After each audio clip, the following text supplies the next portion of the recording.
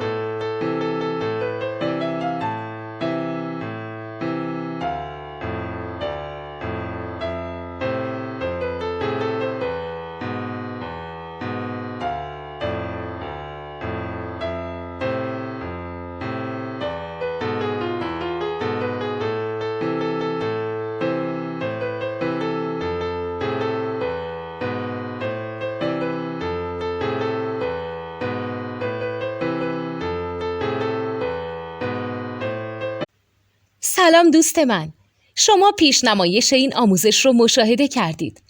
برای دیدن آموزش به صورت کامل میتونید به وبسایت نوت 2 که مرجع آموزش موسیقی هست مراجعه کنید.